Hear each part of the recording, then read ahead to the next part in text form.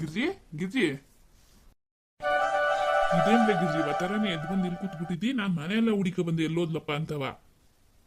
ನಾನು ಎಲ್ಲೋದ್ರೆ ನಿಮ್ಗೇನು ಬಿಡ್ರಿ, ನಿಮ್ಮಿಷ್ಟದವರು ನಿಮ್ಮಿಷ್ಟಂಗೆ ಮನೆ ಇದ್ರೆ ಆಯ್ತಲ್ಲ. ಓ ನೀನ್ ರಾತ್ರಿ ಇಸೇನೆ ಇನ್ನ ಮಾತಾಡ್ತಿದ್ಯಾ ಗಿರ್ಜಿ? ಸುಮ್ಕಿದ್ರೆ ಸರಿ ಮತ್ತೀಗ ರಾತ್ರಿ ಇಸೆ ಇನ್ನೂ ನೆನ್ಪಂತೆ. ನಾನೇನು ಹೇಳಿದ್ದೆ? ಅಲ್ ಕಡೆ ಗಿರ್ಜಿ, ನೀನು ಸರ್ರಾತ್ರಿಲಿ ಆ ಹೆಣ್ಮಗೆ ನಾಚ್ಕಾಕು ಅಂದ್ರೆ ಎಲ್ಲಿಗೆ ಕಳ್ಸೋಣ? ಹೊಸಿ ತಾಳ್ಮೆ ತಂದ್ಕಳೆ. ನಾನು ಸತೀಶನ್ ಕೂಟೆ ಮಾತಾಡಿವ್ನಿ. ಇನ್ನು ಎರಡೆರಡು ದಿವಸ, ಇವತ್ತಾಳೆ ಒಂದು ದಿವಸ ಕಳೀತು, ನಾಳಿಗೆ ಒಂದು ದಿವಸ ಅಷ್ಟೇಯ.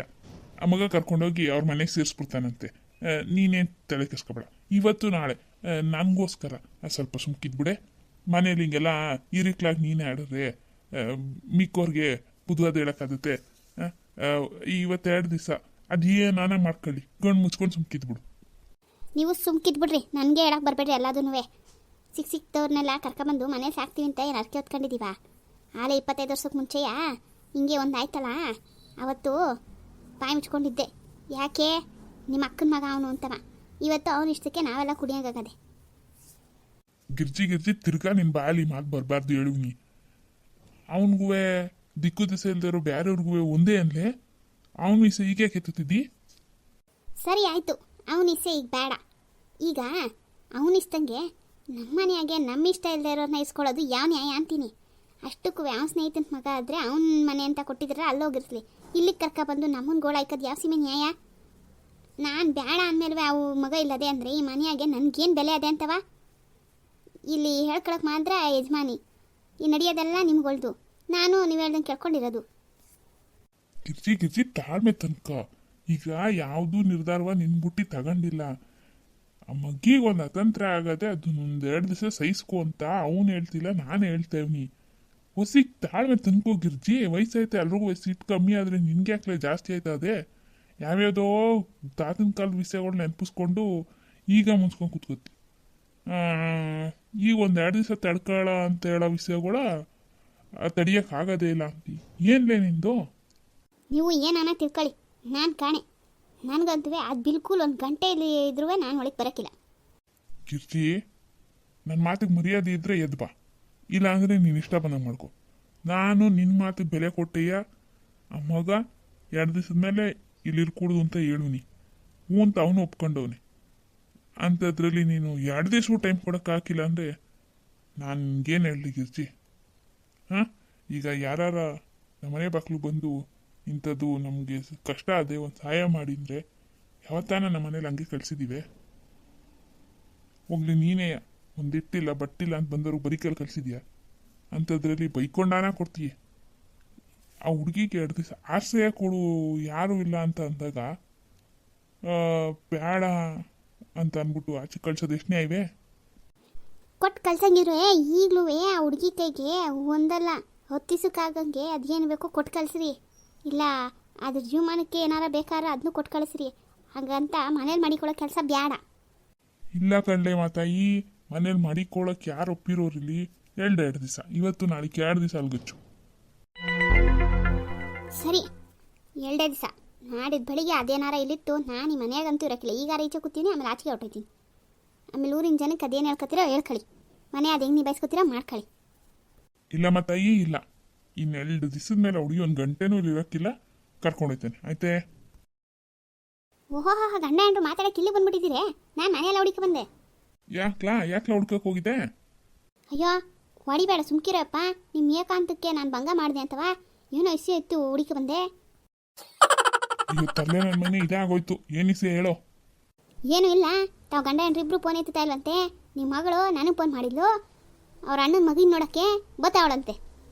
ಹಾಂ, ಏನೋ ಪವಿ ಬತ್ತಾವಳ? ಯಾವ ಬತ್ತಾವಳ? ಅಳಿಯಂದ್ರು ಬತ್ತಾವಳ, ಒಬ್ಳೆ ಬತ್ತಾವಳ? ಇಲ್ಲ ಅವ್ರ ಅತ್ತೇನು ಕರ್ಕೊ ಬತ್ತಾವಳಂತ? ಓ ಓಲ್ಡ್ ಡನ್. ಏನು ಅತ್ತಮ್ಮ ಮಗಳು ಅಂದ್ಬಿಟ್ರೆ? ಹಾಂ, ನಿನ್ನ ಮಗಳು ಇಷ್ಟೇ ಹೇಳಿದ್ದು. ಫೋನ್ ಮಾಡಿ ಸತೀಶಣ್ಣ ಕಿಶೋರಣ್ಣನ ಮಗ ನೋಡೋಕೆ ಬರ್ತಿದ್ದೀವಿ ಅಂದ್ಲು. ಸರಿ ಕಣವ ಅಂತ ಫೋನ್ ಇಟ್ಟೆ. ನಾನು ಅವಳನ್ನ ನೀನು ಬಸ್ಸಲ್ಲಿ ಬತ್ತೀಯೋ, ನಡ್ಕ ಬತ್ತೀಯೋ, ಅತ್ತೆ ಜೊತೆ ಬತ್ತೀಯೋ, ಗಂಡ ಜೊತೆ ಬತ್ತೀಯೋ, ಒಬ್ಳೆ ಬತ್ತೀಯೋ, ಏನು ಬತ್ತೀಯೋ, ಎತ್ತು ಬತ್ತೀಯೋ ಏನು ಕೇಳಲಿಲ್ಲ. ಅಯ್ಯೋ ನನ್ನ ಮಗಳು ಎಷ್ಟು ದಿವಸ ಆಗಿತ್ತು ಬಂದು ಬತ್ತೀನಿ ಅಂದವಳೆ. ಏನಾರ ಮಾಡ್ಬೇಕು ನಾನು. ಎಲ್ಲ ಜಾಗ ಬಿಡ್ರಿ, ಒಳಿಯಂದ್ರೆ ಏನಾರ ಬಂದುಬಿಟ್ರೆ ನಾಷ್ಟಕ್ಕೆ ಇಲ್ಲಯ್ಯ ಏನಾರ ಮಾಡಬೇಕು. ನಮ್ಮ ಪವಿ ಏನು ಸರಿಯಾಗಿ ಹೇಳಕ್ಕಿಲ್ಲ ಅಂತಾಳೆ. ಓಹೋ, ಅಲ್ಲಿ ನೋಡಿ ಮಾವಯ್ಯ, ನಿನ್ನ ಮದುವಾದಾಗ ಓಡ್ತಿರ್ಲಿಲ್ಲ, ಹಂಗೆ ಓಡ್ತಾ ಇರೋದು ಅತ್ತಮ್ಮ. ಸುಮ್ಕಿಲ್ಲ ತರಲೆ ನನ್ನ ಮಗನೆ. ಆ ಹುಡುಗಿ ಒಬ್ಳೆ ಬರೋಂಗಿದೆ, ಹೋಗಿ ರಸೀದಕ್ಕೆ ಹೋಗಿ ಕರ್ಕೊಬೋಗೋ. ಅಯ್ಯ ಅವಳ ಗಂಡ ಹಂಗೆ ಕಳಿಸ್ಬಿಟ್ಟಾನೆ. ಅವ್ರ ಅತ್ತೆ ಜೊತೆ ಮಾಡೋ ಇಲ್ಲ ಅವನು ಬರ್ತಾನೆ ತಗೋ. ಹಂಗಿದ್ರೆ ಸರಿ. ಅವರಿಬ್ರು ಬರೋದು ಹೇಳಿಲ್ಲ ಅಂದ್ರೆ ಅವಳೇನಾದ್ರು ಒಬ್ಳೆ ಬಂದ್ಬಿಟ್ರೆ ನೋಡಿ ಇನ್ನೊಂದು ಮಾತು ಫೋನ್ ಮಾಡಿ ಕೇಳು. ಆದ್ರೂ ಸತೀಶ ಒಳ್ಳೆ ಸಮಯಕ್ಕೆ ಬಂದೆ ಕಂಡ. ನಾವು ಯಾವಾಗಲೂ ಹಂಗೆಯ ಏನಿಸ್ ಹೇಳು. ನಿಮ್ಮತ್ತೆ ಒತ್ತಾರನೆ ಮುನ್ಸ್ಕೊ ಬಂದು ಕೂತಿರ್ಲಿಲ್ಲಿ, ಆ ಹುಡುಗಿ ಮನೇಲಿ ಇರ್ಕೊಡ್ದು ಅಂತ ಹೇಳಿ ಸಮಾಧಾನ ಮಾಡ್ತಿದ್ದೆ. ಕೊಸ್ರಾಡ್ತಿದ್ಲು. ಅಷ್ಟೊತ್ತು ಕಡೆ ಪವಿ ಸೇರ್ತಿ ಅವಳಿಗೆ ಕಿಲ್ಕಿಲ ಅನ್ಸ್ಬಿಟ್ಟೆ. ಮತ್ತೆ ನಾವು ಗೊತ್ತಲ್ಲ ಹಂಗೆಯ, ಯಾವಾಗ ಏನು ಹೇಳಬೇಕು ಏನು ಮಾಡಬೇಕು ಅನ್ನೋದು ಚಂದ ಕೂತು.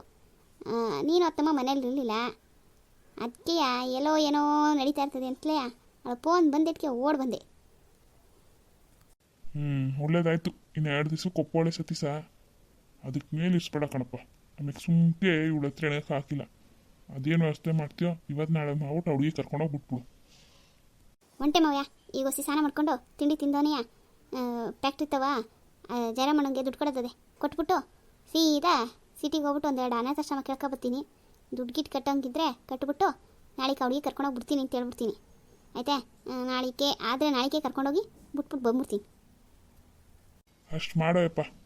ಅದು ಅಲ್ಲದೆ ಹೆಣ್ಹುಡ್ಗಿ ಹೊಸಿ ಯಾರೂ ಇಲ್ಲ ಅಂತ ಹೇಳಕ್ಕೆ ಹೋಗಬೇಡ. ಹೋಗಿ ಬಂದು ನೋಡ್ಕೋತೀವಿ ಅಂತ ಹೇಳ್ಬಿಟ್ಬಾ. ಹ್ಞೂ ಮಾವ್ಯ ಕಾಲ ಸರಿ ಇಲ್ಲ, ಹಂಗೆ ಹೇಳ್ಬಿಟ್ಟು ಬರ್ತೀನಿ. ಸರಿ ನಡೆಯೋಯಪ್ಪ. ಇನ್ನೀಗ ಕುಸೀರ್ ಕುಣಿತಾ ಇರ್ತಾಳೆ. ಇನ್ನು ಒಂಚೂರು ಹತ್ರ ಇತ್ತ ಅಂದರೂ ಎಗರಾಡಕ್ಕೆ ಶುರು ಮಾಡ್ತಾಳೆ. ಅದು ಅಲ್ಲದೆ ಹುಡುಗಿಯ ಹೊಸಿ ಕ್ವಾಣೆ ಬಿಟ್ಟು ಆಚೆಗೆ ಬರ್ತಾರೆ. ಸಸಿ ನೋಡ್ಕೊಂಡು ನೋಡಿ, ನನಗೂ ಕೆಲಸ ಅದೇ. ಇನ್ನು ಪವಿ ಬಂದರೆ ಬೀರ್ನ್ ಬರ್ಬೇಕು ಮಧ್ಯಾಹ್ನಕ್ಕೆ. ಹೌದು, ಪವಿ ಬಂದರೆ ಕಿಸರ್ ಅವ್ರ ಅತ್ತೆ ಮನೆ ಅವ್ರಿಗೆ ಗೊತ್ತಿಲ್ವಲ್ಲ, ಯಾರು ಕರ್ಕೊಂಡೋಗರು? ನಿನ್ನ ಹೋಗು ಅಂದರೆ ನಿನ್ಗೆ ಅದು ಕೆಲಸ ಅದೇ. ನಾನು ಹೆಂಗೆ ಪದೇ ಪದೇ ಹೋಗೋದು? ಒಂದು ಕೆಲಸ ಮಾಡೋಣ, ಸಸಿನೆಯ. ಹುಡುಗಿ ಬೇರೆ ಅದಲ್ಲ. ಎಲ್ಲರೂ ಬಿಜಿ ಆಗ್ಬಿಟ್ರಲ್ಲೋ ಯಪ್ಪ ನಮ್ಮ ಮನೆಯಾಗೂ. ಅತ್ತೆ ಮನೆ ಕಳ್ಸದೆ. ಅದಕ್ಕೆ ಸಸಿ ಮನೇಲಿ ಮಾಡ್ಕೊಂಡು ಹುಡುಗಿನ ಇಟ್ಕೊಳವ ಅಂತ ಹೇಳೋಣ. ನಾನು ಫ್ಯಾಕ್ಟ್ರಿ ತಗೋ ಹೋಗ್ಬೇಕು ಬರ್ತೀನಿ. ನೀನು ಆ ಕೆಲಸ ಮುಗಿಸ್ಕೊ. ನಿಮ್ಮ ಮತ್ತೆ ಒಬ್ಳು ಪ್ರಿಯಾಗೋಳೆ ಮಗಳ ಜೊತೆ ಹೋಗ್ಬಿಟ್ಟು ನೋಡ್ಕೊ ಬರ್ಲಿ ತಗೋ. ಅವಳಿಗೂ ಮೊಮ್ಮಗ ಅಂದರೆ ಬಲೆ ಆಸೆ. ಸರಿ ಬಿರ್ನ್ ಬಾ, ಅದೇನು ನೋಡ್ಬಿಟ್ಟು ಮುಗ್ಸೋಣ ಕೆಲ್ಸಕೊಳ. ಅದು ನನಗೆ ಹಾಳಾದ ಕಿಶೋರನ್ ಬರೋಕ್ಕೆ ಇಲ್ಲ. ಫೋನ್ಗೇನು ಮಾಡಿದ್ನೇನೋ? ಇಲ್ಲ, ಇವತ್ತು ಬರ್ತೀನಿ ಅಂತ ಮನೆ ದಿಸ್ಲೆ ಹೇಳಿದ.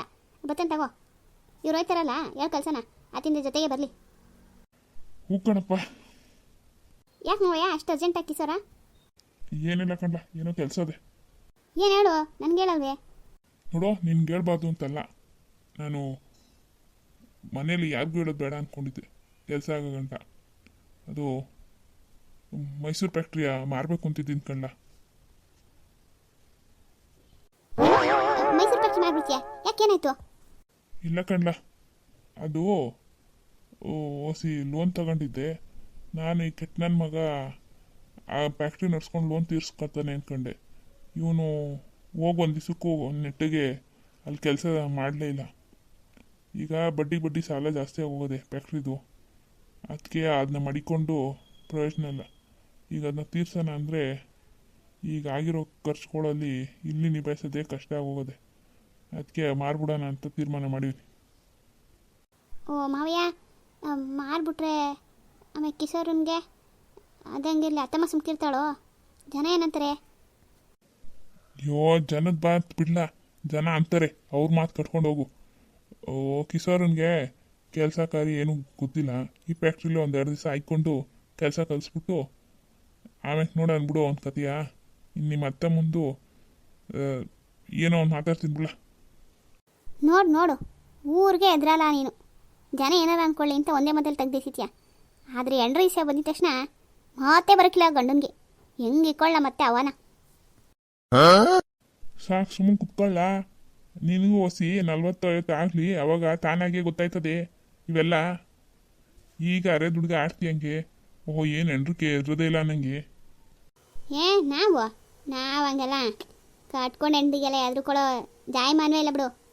ಹಂಗೆ ಕಣ್ಲ, ವಯಸ್ಸಿದ್ದಾಗ ಕಟ್ಕೊಂಡು ಕರೆದಾಗ ಅನ್ನಂಗಾಗಿರ್ತದೆ. ಅದೇ ವಯಸ್ಸಾಯ್ತಾ ಅವಳು ಹೆಂಗೆ ಕರೆದ್ರೂ ಸಂಗೀತ ಕೇಳ್ದಂಗೆ ಆಯ್ತದ ಕಣ್ಲ. ಅವೆಲ್ಲ ನಮ್ಮ ಕುಟೆ ಆಗಕ್ಕಿಲ್ಲ ರೀ. ಬನ್ನಿ ಇಲ್ಲಿ. ಬಂದೆ. ಲೇ ಸತೀಶ ಏನೋ ಹೇಳ್ತಿದ್ಲಾ? ಹೋಗು ಹೋಗು, ಎಂಟ್ರು ಕೂಗಿದ ತಕ್ಷಣ ಓಡ್ತಾ ಇರು. ಏ ಇರ್ಮವ ಹುಡುಗಿ ಇನ್ನೇನು ಮಾಡ್ಬಿಡ್ತು? ನಾನು ನನ್ನ ಹೆಂಡ್ರಿಗೆ ಎದ್ರದಿರೋರು ನಿನ್ನ ಹೆಂಡ್ರಿಗೆ ಎದ್ಕೋಬೇಕು? ನಡೀಲ ಎಲ್ಲ ಒಂದು ಅಷ್ಟೇಯ.